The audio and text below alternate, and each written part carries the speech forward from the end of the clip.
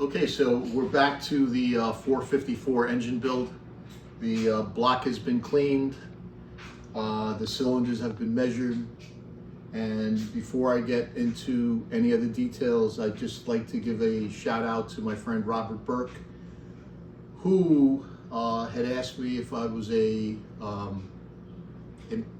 car mechanic teacher or a mechanics teacher at some time in my life, and the answer is no. But I've been a good student, and the reasons why I've done this or been doing this, and the reasons why I gravitate towards it is because it's always, one way or another, it's always turned me on. I've always enjoyed it. I've always, so much so that I'd like to share something with you that maybe could be of a little bit of interest. This is a lifter, and these are 2 push rods, and I've had these 3 things together since I'm 12 years old, and that dates back to 1975. So from 1975, I had a friend who was in his 20s who lived at in the same building that I did up in Queens, New York, up in Jackson Heights, and he was rebuilding his Pontiac 400 motor, and these came out of his Pontiac 400 motor. His name was Ozer. He was Turkish. If anybody ever sees this and knows of him, haven't talked to him or known of him since I'm about 12, 13 years old. So anyways, I've kept this all my life. I probably will keep it forevermore since I've kept it so long. Out of curiosity too, if anybody wants to see what's going on, this is a standard hydraulic lifter. And if you could see, it's beveled. So convex would be if it was beveled in the middle upward, but this is beveled in the center downward, so it's concave. The way you could remember it is that it's caved in. And the reason why this is caved in is because on the camshaft, we're going to take this cam, when it's on the lobe and it's riding on the lobe of the camshaft wears into the lifter, and the camshaft lobe also wears. And eventually there's some engine blocks that just eat these things and eat the camshaft, and they devour the lifter. And what ends up happening is that these lobes, instead of being oblong, they turn round, just like on this side. So the interesting thing over the years, which is why this engine block is so good and it's so desired, that this engine block has, it's called a roller lifter. So this is, let me put this cam down. So this is the roller lifter, and this is the lifter from when I was 12 years old, back in 1975. By the way, the 99% of all engines come with this type of lifter. It's just a standard lifter. It's a hydraulic lifter, and all engines come 99% with this. This is a roller lifter.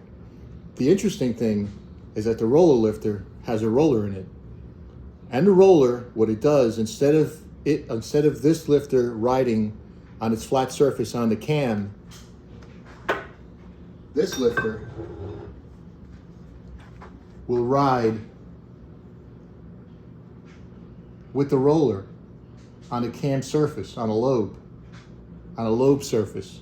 So the wear is almost 1,000% less, because, and friction is less too. So obviously wear is from friction. So everything is transferred. You get a better transfer. You get a better lift. As it turns, you'll get a better lift without friction. And that means more horsepower that's being made, because you're producing less friction. You get more horsepower to the rear.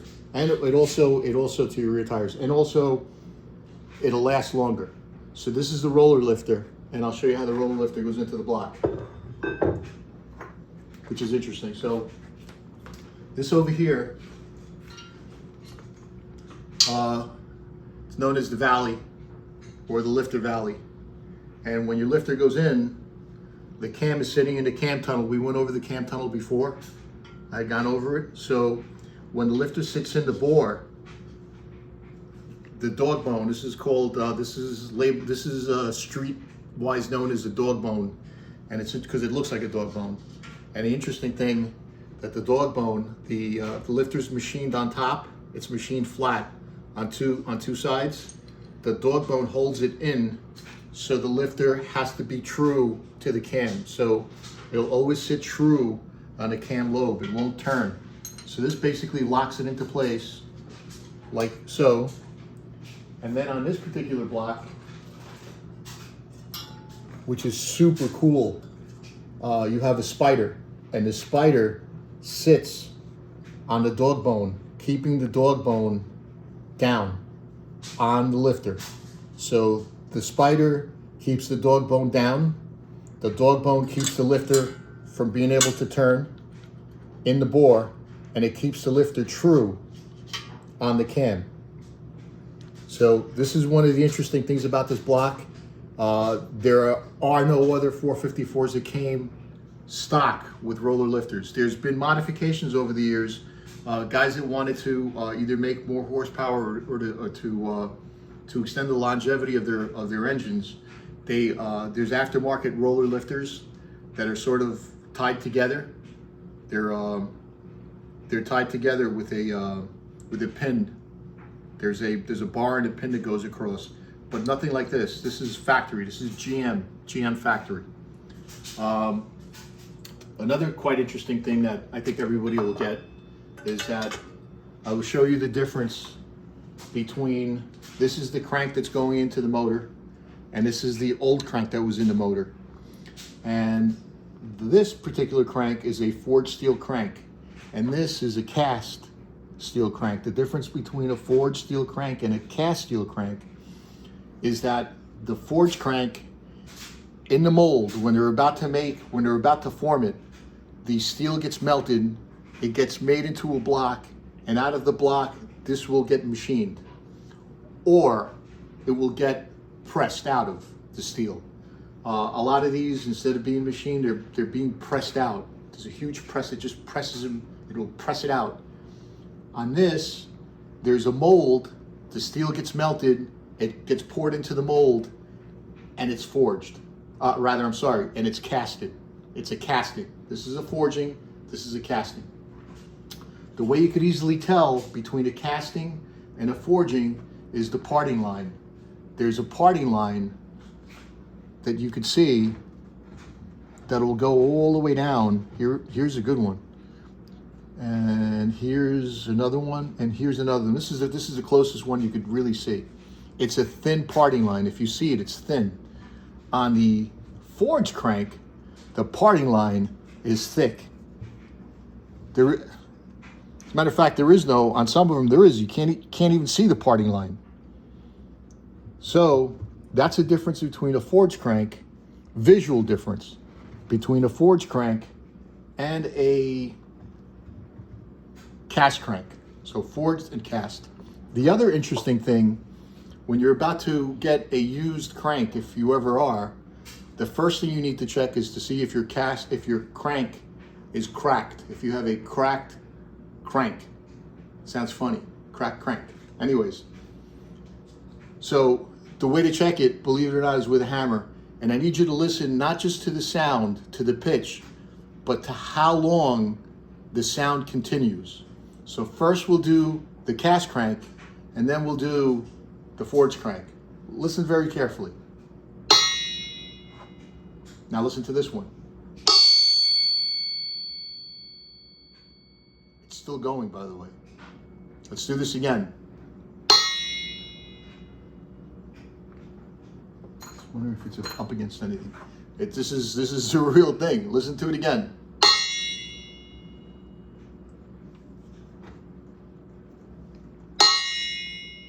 Now listen to this one. Now, the crank is nothing but a huge spring.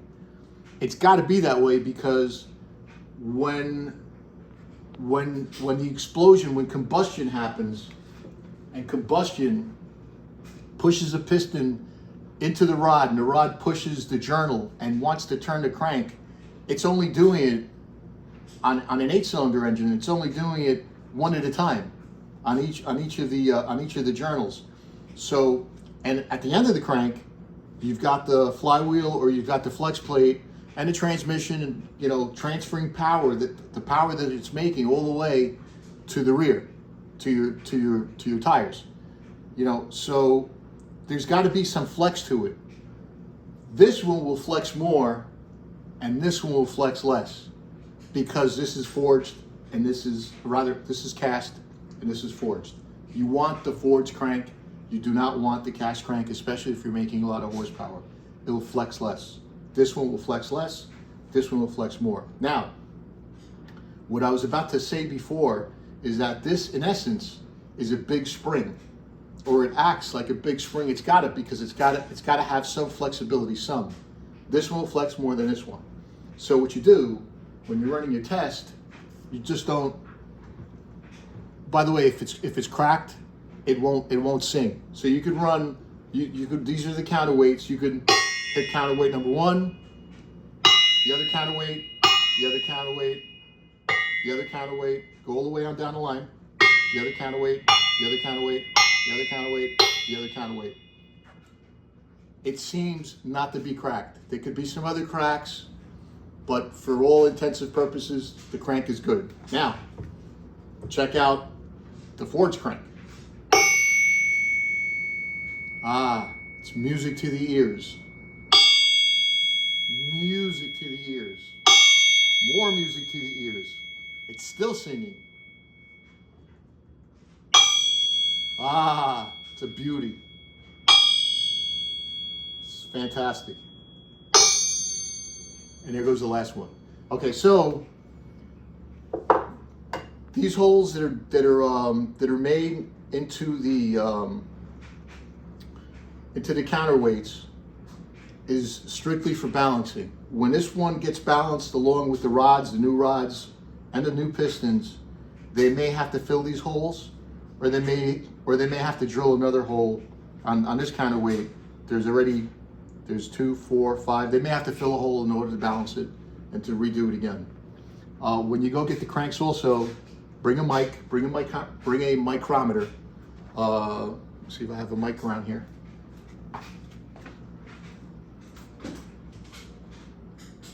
Bring a micrometer. This is a 4-inch to a 5-inch mic, but it's going to look like this. And what you're going to do is you're going to mic your journals at 90 degrees and at 180 degrees, and you're going to go to each one, and also in the center. It wears less. Where this line is, this is the line between the two rods. This eventually, if you want to polish it, it'll come off. But this is where it will be bigger. Your journal will be biggest in between. And you could reference to see how much wear your journals have. You should only have about 2 thousandths after the bearing is sitting in the connecting rod. After the bearing is sitting in the connecting rod, you should only have 2 thousandths of an inch gap in between the bearing and the journal surfaces. So this crank, I checked it. It's right on the money on all the journals, and it sings. So, and then afterwards, it's going to be singing in the engine after the engine's running. So that's what we've done up to now, and that's how far we've gotten. This, by the way, the mic is already preset. It was preset. The way I did the cylinders, if anybody's interested, I preset the mic to exactly 4 1/4 of an inch. So set it in here very carefully, not tighten it too much, because otherwise you're going to, what you'll do is you'll throw it out of whack. Okay, and then what I did was I took a bore gauge and I zeroed out the bore gauge. So the bore gauge goes into the mic and it gets zeroed out. I know if you want to see this over here, where it's sitting at 0. This is a little bit complicated sometimes, but let's see if you get show the 0 on the gauge. There it is.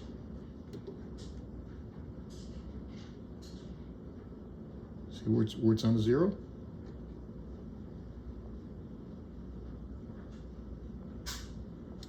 Okay. There it is, zeroed out. So it's zeroed out. Anything, so now I know that 0 is exactly 4.25 inches, exact. Each line on this bore gauge is 0.005. So it's 1/2 of a thousandth of an inch.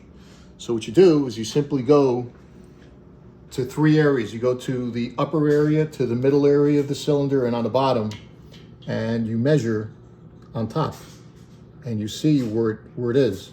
So you could say that this is exactly 4.25 inches. In the middle, it's a little bit tighter.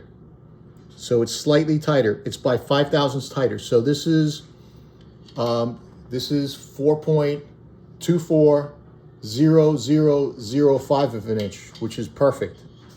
It's slightly tighter. When we go to hone it, it should clean up a little bit. So I went to each one and we measured each one.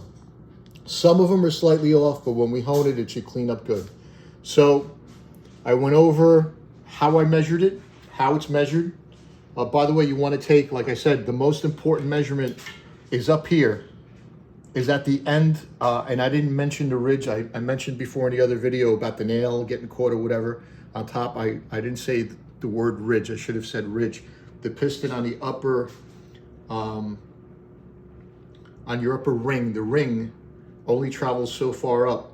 And that upper ring, the first ring, which is the compression ring, will leave a ridge if it wears. If there's a lot of wear in the cylinder, you'll have a ridge on top. So you want to measure up here. And over here, the ridge it's negligible. There's no ridge. The engine block has no ridge. And the measurements are great, and it should be right on the money. So we're gonna stay with a standard bore.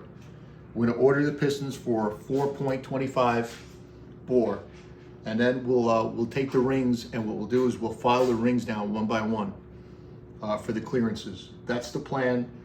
I explained how this is a roller block and the other blocks are not roller blocks. I suggest to get roller blocks. The next step that we're going to do too are the heads. The plan is, instead of having standard rockers like these, we're going to have roller rockers. And the tips will have a roller. The tip will have a roller here, and what it will do, this is the valve, and what the roller will also roll on this valve instead of it having friction like this does. The other thing that we'll possibly end up doing, or we'd like to do, is we'd like to take the ports, and we're going to take these ports and we're going to do a little bit of porting. We're going to polish the ports, so when the fuel flows out of the intake manifold, it'll flow in nice and smooth. And when it flows in smoothly, what you'll end up getting, when it flows in smoothly on the intake valve, it'll come into the combustion chamber without any restrictions. You want, an engine is nothing but an air pump. So the more air you could flow into it and out of it through the exhaust, also the exhaust runners and the intake runners, the more the air flows through it, the more horsepower you'll make. So that's the plan. Next time, hopefully the heads will be cleaned up, the block will be painted, and I guess that's about it for the video. That's about it for now. So we want to say, see you later, everybody. Until next time.